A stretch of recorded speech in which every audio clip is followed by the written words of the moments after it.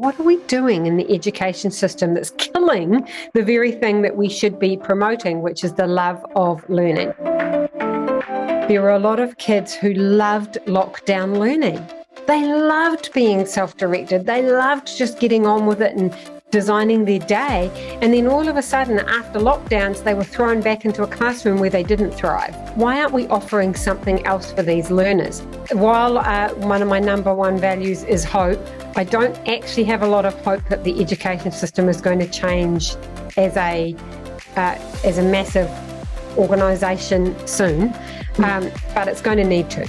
$68 million for truancy officers or something. And I'm like, what? We're just going to shove them back into a system that's not working, and that's not going to cause more problems. So that's not the answer.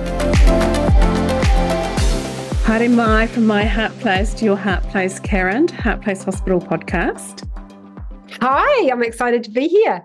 Yeah, me too. And I mean, a big part of us being here is to do with you, actually.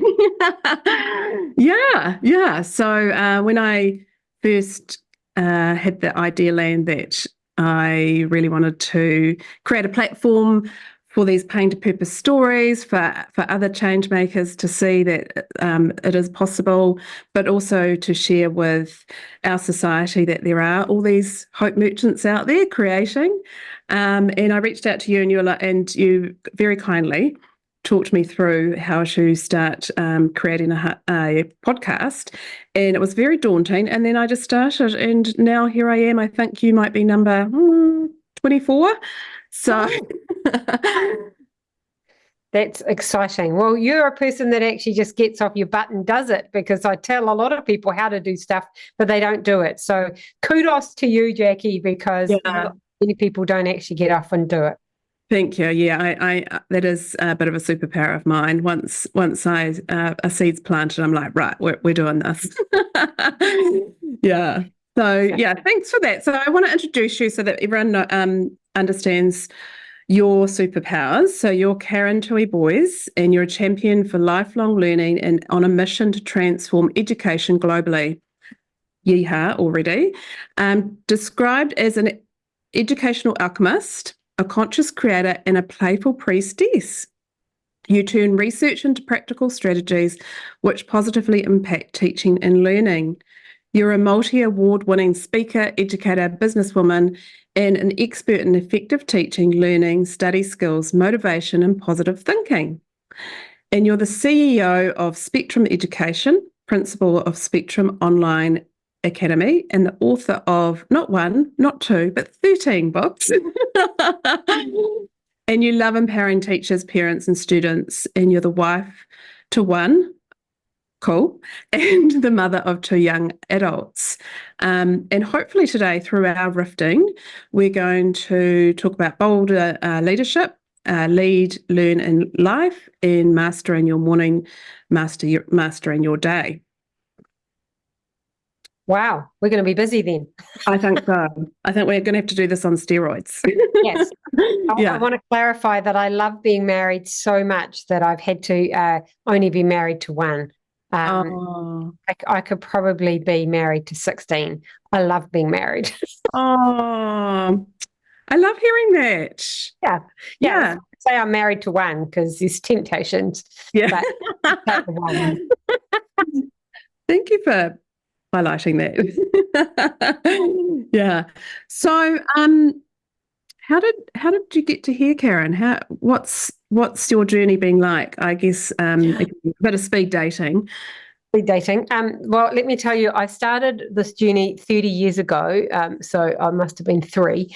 But child bride, that's what I call it, child bride. Yes, child bride. I was a teacher. I was in a classroom. I loved teaching. I knew my purpose on this planet was to teach. And so I went to school, went to university, went to teachers college, went back to teach. And very quickly I realised a couple of things about our education system. One, I had 36 6-year-olds in my classroom. 27 of them were boys, and those of you who are educators or have been educators know that that is a very difficult mix with 27 boys and 9 beautiful girls. And I knew I wasn't talking to every child every day.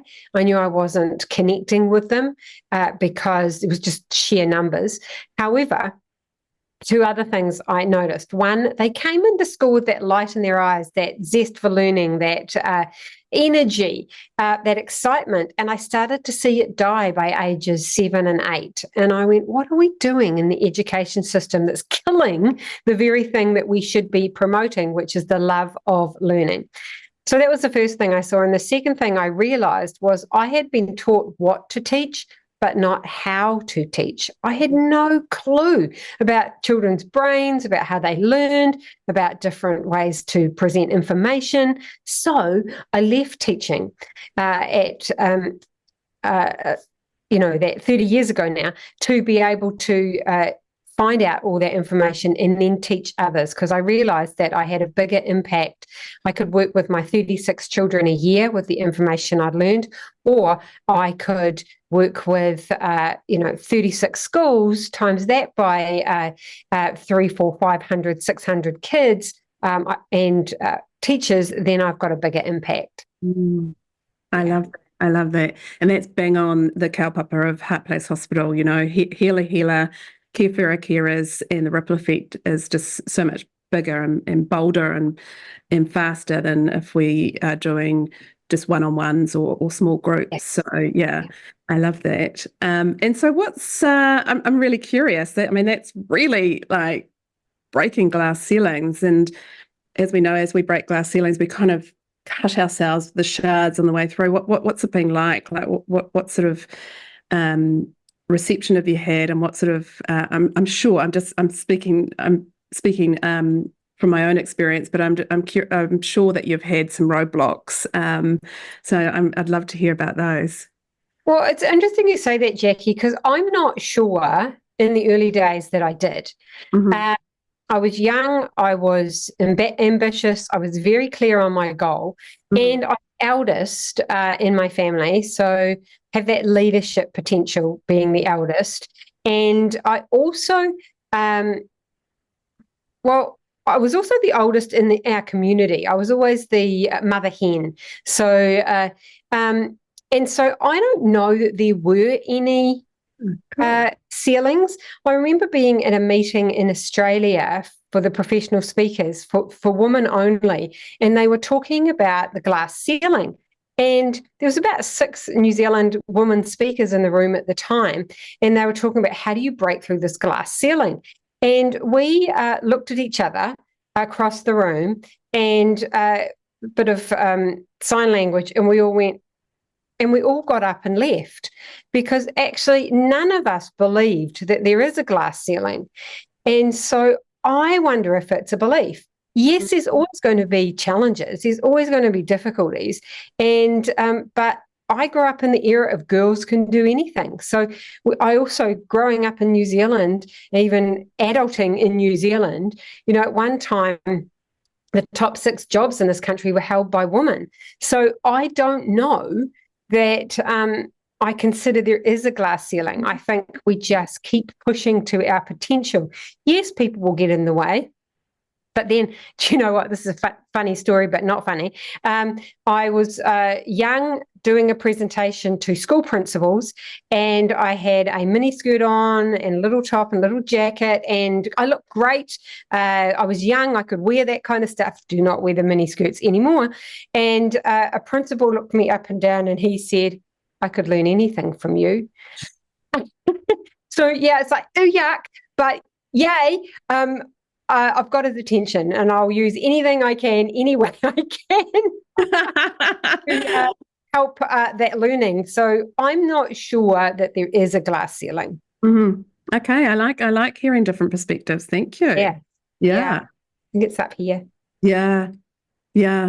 I'm raising 2 daughters, so I will ponder on it, but I'm always kind of like, my glass ceilings are their dance floor. Nice. But I guess we can look at it in a different perspective, in that, I'll be the shoulders that they stand on, or their children stand on. So, yeah, Yeah. And Yeah, so, well, I've definitely got shoulders I've stood on, right? yes. I stand on the shoulders of giants, men and women, but I just learned from them all, right? So Mm, I had mentors all the way along. I still have mentors. I learn every day. I have a growth mindset. So it's yeah, it's just keeping that open. mm, And every time you get to a block, it's like, what do I do now? How do we mm. go around this? I'm really good at flexible thinking and getting what I want. Yay. So, with um, with your business now and this growing, well, for me, it's growing homeschooling opportunities or options that families are taking on. For me, I never saw it when I was raised. I never saw it, and when I raised my children, I never saw it. And then probably in the last 4 or 5 years, I've seen more and more of it. And so that's kind of your field of expertise. That's what you're now offering a space in. I wonder if we can, yeah, if we can talk about that a little bit, like what are some reasons that the families that work with you are choosing that? Is it more parent focused, or is it kind of looking at the child and seeing that that's a better option for the child, or is it a mixture of both, or how does it work for most families? Mixture of all of those things. We have, well, first of all, the school started because of a need. There were teachers being mandated. There were students and parents who didn't want to go back into the school for various different reasons. And the real part of that for me at the time was I really saw that there were a lot of kids who loved lockdown learning. They loved being self-directed. They loved just getting on with it and designing their day. And then all of a sudden, after lockdowns, they were thrown back into a classroom where they didn't thrive. And I went, well, why aren't we offering something else for these learners? So we opened our school and we had parents enroll. And so the reasons parents enrolled and their kids were many different reasons. One, the kids were bored in school, highly intelligent, twice exceptional students. We had gifted learners, which are slightly different to twice exceptional. We had students who were ADHD, students who were not coping in the school system because too much stimulation. We had students who are anxious and that anxiety of going back into the classroom was a bit much for them. We had a parent who enrolled her children because she was already homeschooling, but she needed some time to herself. She went, oh, I would love to go to the gym. And so we online with her students and her children in the mornings, and she can go off to the gym. And we're not a babysitter; we are actually teaching them. But she doesn't have to be spending all her time thinking of curriculum and designing projects and all that sort of thing. We do that job for her. So there's many reasons we have students come to us. Yeah, my last bedside nursing role was a school nurse, and all those spectrums that you're talking about, I would see, and it was really challenging because I could support them and calm their nervous system, and then I felt like I was putting them back into the fire, and it was really also interesting because as their parents came through and as their teachers came through, I was able, being intuitive and being empathic, I was able to share with them actually it's their environment and some of their experiences are actually what this is the adaptations that are coming out of it. There's nothing wrong, bad, or broken with them. It's their awe-inspiring body surviving through these experiences or environments that just aren't in alignment with how they're designed. And some people heard that. some people just heard blah, blah, blah. So it's really interesting because I do a lot of advocacy in schools, and I do find, and like I take in research and references and statistics, and I am trauma trained and fully trauma informed, and I find that my frequency of the words that I'm using and the information that I'm sharing really does go over their head. Like a lot of people are still wanting to go back to normal. and peak. What is normal? Yeah, they want to be comfortable because change is often really scary, and it's better. What is it? The devil you know than the devil you don't. So I think, that comfort, and I think many people make those decisions based on fear of what might happen rather than what is best in that moment in time. Yeah. And I'm just so passionate about this with Heart Place Hospital and caring for our carers that are in front of our most vulnerable citizens, our future, our change makers, our future generation. Because what I was seeing, my experience has been, and since I've left as well, because I do a lot of work with young people, is that we then have to. Then we've got the ambulance at the bottom of the cliff, whereas what I love and why I wanted you to share what you offer is that we can be at the top of we don't need to be fixing, we can be celebrating and understanding at the beginning so that we're not actually having to climb back up that mountain. So what I'd love to know, I ask everyone this, like how do you see, it's inevitable that change is going to take place because we really do not have the simple, sustainable health and education system that we need. We've got an enormous amount of baby boomers who are taking up a huge space in our health system. So there's very little room for our future generation. I'm curious. I'm like, is there going to be a crescendo? Or do you see it like we were talking before we push record, the bamboo effect, where there's so many of us hope merchants who have planted the seeds and the little growth is coming, and then it's just going to be a big boom, and we're going to be ready for when people know that we're around. It's a really interesting question. I do not have a crystal ball, while one of my number one values is hope, and I provide hope for people, I don't actually have a lot of hope that the education system is going to change as a massive organisation soon, but it's going to need to, because our young teachers who have the energy and the vibrancy are leaving in droves. Our older educators are retiring, and already we are seeing primary and secondary schools going down to, 4 days a week, or sending students home because there's just no teachers to be able to teach them. And so the online version has to be an option. We also know that, I don't know the statistics currently, but a couple of years ago, there was only 13 physics teachers being trained in this country. And there's a lot more than 13 physics teachers needed. However, you could have one physics teacher based somewhere and other schools beam in. So I think there is going to have to be change because we get to that point that it has to. Yeah. However, we still... Sorry.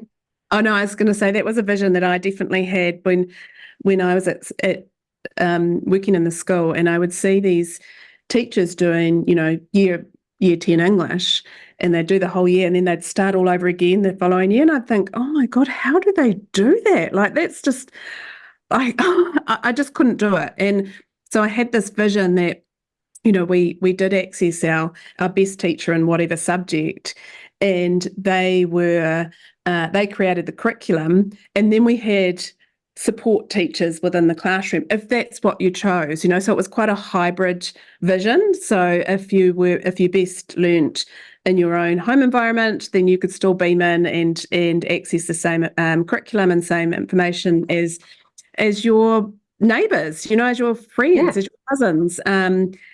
But then if you best learned within a school institutional environment, then that was an option as well. And that's totally a vision that I saw. And even with now you hear often about truancy within New Zealand and our students, and I think the hybrids offer is going to be a massive support for that situation as well, rather than punishing them for not getting into an environment. I had to smile when the government put out several $1 million, $68 million for truancy officers or something. And I'm like, what? We're just going to shove them back into a system that's not working, and that's not going to cause more problems. So that's not the answer. I think personalized learning is the answer. I think hooking children in to what they love. Like I said to my students on the last day of term, we're filming this in the school holidays right now, but on the last day of term, I said to them, what do you want to learn next term?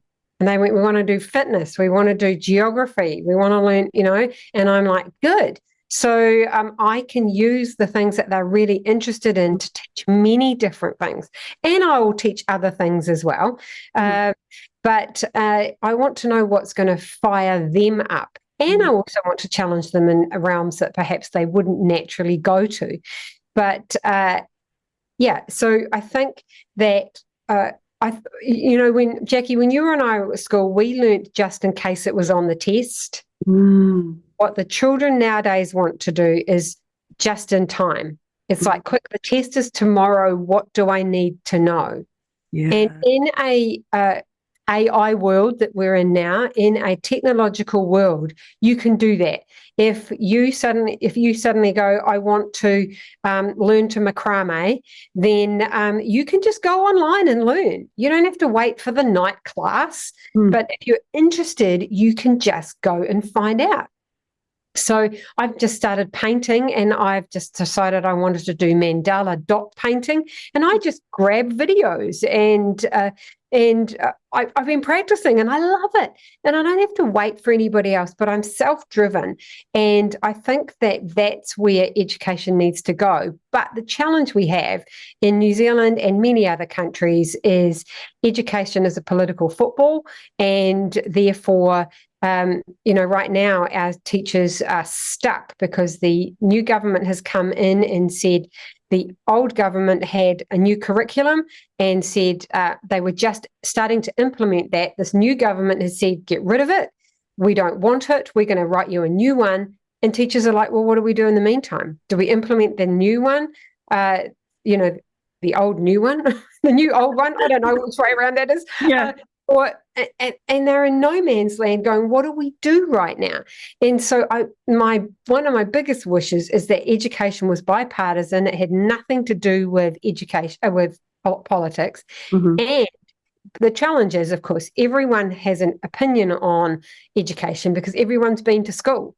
So they think they know what happens. And no one pretty much in Parliament who are making decisions on education and how our children are learning and what they're taught who've actually been in a classroom.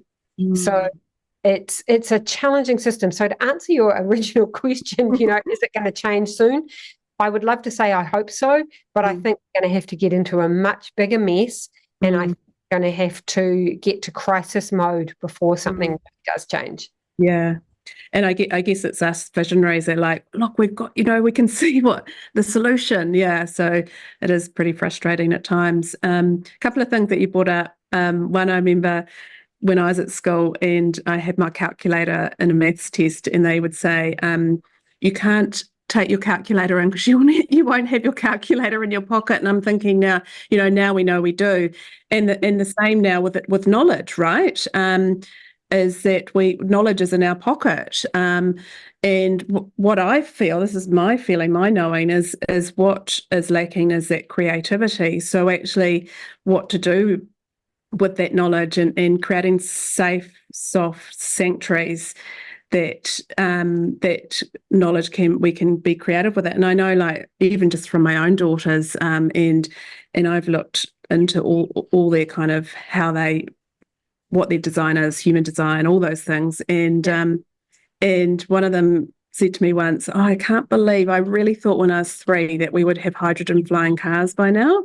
And I thought, wow, imagine if we had had a wraparound, because I would have gone, you go for it, girl. if we had a wraparound, imagine what could have, really happened in those couple of decades. And then my other daughter who's still in the school system, and and it's just every day I just say to her, look, just go to school to learn how to learn. And we can do the rest. Yeah, we can create spaces for the rest. Yeah. But I'd like to say that knowledge isn't just in your pocket anymore. With the invention of AI, and it's so new right now, we've actually got augmented intelligence, which means that it's not just the knowledge that we can find on the internet. It's just not the knowledge that maybe we have for ourselves, but the augmentation of being able to ask any question and it to be able to AI to be able to augment our intelligence. I use AI every single day. I'll have a wondering or a pondering, or I'm writing an article, or I'm lesson planning, or I'm doing something, and I'm like, give me some suggestions for. And it suggests beyond my thinking capacity, which means I can be more creative because I can take those ideas and go, oh, imagine that. Because it's not so it's almost like having the smartest friend at your side all the time and being able to bounce on and off that person. And what I love about AI is I can say, tell me another way, show me another way, give me another example, and it never complains. Rewrite that again, rewrite that again, rewrite that again. It never complains. Yeah. Oh, interesting. As my daughter who's still at school, I'm like, are you guys using AI? But they're too scared to. They're too scared they're going to get in trouble. It's like the calculator, right? Yeah. Like people were like, oh, you can't use calculators because you won't be able to use your brain to do it. Actual fact, if you understand how the maths works and you understand what 2 + 2 actually means, then the calculator is really good because it just speeds up the process and allows you to do more or to be more productive or to augment again and create, because you don't have to be sitting there with all the knowledge and the understanding. It's right there. And so AI is the same, but it's going to take a while for people to start teaching their kids how. And that starts with our teachers as learners to be able to go, hey, I'm a learner. I'm going to learn how to use this and augment my intelligence with this, and I'm going to teach my students. And my students love it. We often pretend we are the bot. So we pose a question and then we all write our answer. And then we ask, after we've done that, we ask AI, and they are blown away every single time. And they're like, my answer was really shallow. Look at the depth that AI went to. Yeah, thank you. Yeah, I'm loving that. Your own voice in, there's so much. Totally. Yeah. So I use AI too, and I find where I find it really valuable, it's all that and more than you're saying. But then what it gives me is and this is what I deeply desire for those in service, is it gives me time for me to go and get my own medicine so that I can increase my vibration, increase my energy, so I can keep showing up with high energy. And because we know that ripple effects off, right? And I think about all my times as a bedside nurse, as a school nurse, being in the education system as a health provider, and I was depleted. I was so depleted. And I didn't want to be, like I so desired to be high energy, but I like our young people, the environment and the experiences just didn't match how I was designed. So I would deplete so often. So yeah, that's what I love it for it as well. I can go and get my medicine, but like you, I can put my essence into it. So even though at first I was thinking, oh, am I do I tell anyone? Am I cheating? You are cheating. So you are cheating if you're using it and just copying, right? Yeah. Like anything. Yes. So yes, but it's like learning how to use it to. Sometimes we get AI to write this. I get my students to get AI to write the essay 3 different times from 3 different perspectives, and then say, all right, read all 3. Is it accurate? Do you like it? Choose parts from each of them to create your own, and then add your own voice. Now they are learning, and then they have to justify, why did you choose this bit from this one, and why this bit, and what, and they have to justify that. There's a lot of thinking going on. So it's not just copying. Yeah, I like it. Yeah, thank you. Oh, this is juicy. I just feel like I've been to school. Which, every day is a school day. So Absolutely. yeah. So, thank you so much, Karen. Really enjoyed this. And I'd love to end with what's coming up in your heart place that you can share with our listeners. How can they find you? Well, easy to find me. One place, spectrumeducation.com. So everything we do is on that platform. There's information for parents, for teachers, for leaders, for students. There's information about the Spectrum Online Academy.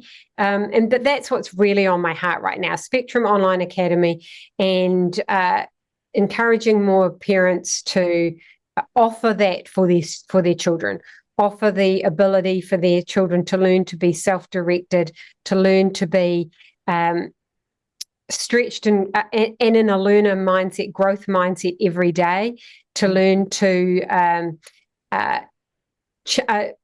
set their own trajectory with their learning and say, hey, this is what I want to learn. And we provide that, we help with that. So our children beam in every day, every morning at 8:45, and they're usually off before 10. They get one-on-one coaching sessions around their time management, or what we'd call their executive functions, around their habits of mind, around, are they persisting? What do they do when they're stuck? And how do we help them get unstuck? We teach them life skills. We teach them entrepreneurial skills. And it's just such an exciting place to watch children lead their own learning. And I've got she's 12 now, a 12-year-old in that class, in one of my classes. And she said, I'm learning what a 16-year-old is learning, because the class has, middle school, we're around about 11 to 15, 16 years old in that class. And I'm like, yes, but you're doing just the same as that child. You're doing, and sometimes better. And they don't often get that opportunity in a class when they're just with their peers. Yeah. And number one question parents ask me is about socialization. You won't believe how much these kids work together online, offline. What I mean by that is not with me. So they just join up, they work together, they have work parties where they just get up, they talk, that we meet in real life. We've had school camps. And of course, they do all their other activities in the afternoons where they get to meet other kids. So socialization is definitely not a problem. Oh, wow. Well, thanks so much, Karen. I've learned so much more about what you offer. And I actually, my hope beacon has actually got a bit brighter. So, yeah. Oh, that's wonderful. Yeah, thank you so much. I look forward to sharing this with our community as well. Yay. All right. Well, thank you so much, Jackie, for the way you show up in the world, for the difference that you make, and for everybody watching. Keep thriving, because you make a difference. Yay. Beautiful. Thank you so much. My pleasure.